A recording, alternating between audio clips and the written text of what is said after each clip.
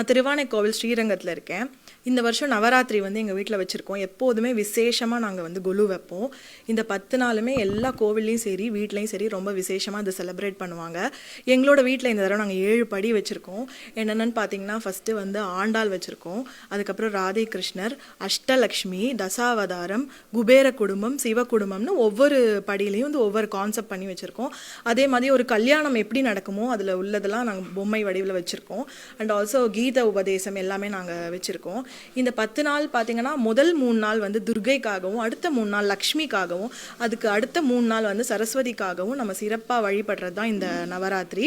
இந்த 10 நாளும் பார்த்தீங்கன்னா, சுவாமிக்கு ஒவ்வொன்று நெய்வேத்தியம் பண்ணி பக்கத்தில் இருக்கிறவாளெல்லாம் கூப்பிட்டு வெத்தலைப்பாக்கு வச்சு கொடுத்து அதே மாதிரி அவங்களுக்கு வந்து கிஃப்ட்ஸ் எல்லாம் கொடுப்போம். இதனால செல்வம் வீரம் எல்லாம் பெருகும் அப்படிங்கிறது எங்களோட நம்பிக்கை. அம்பா கருணை புரிவாய்,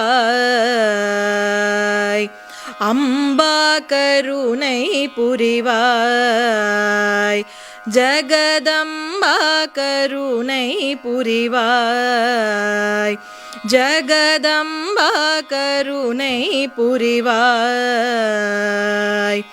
லம்போதரனை பெற்ற அம்பா பவானியே, லம்போதரனை பெற்ற அம்பா பவானியே, லலிதாம்பிகே அருள் கமலாம்பிகே, ஜக லலிதாம்பிகே அருள் கமலாம்பிகே, ஜக அம்பா கருணை புரிவாய், ஜகதம்பா கருணை புரிவாய்.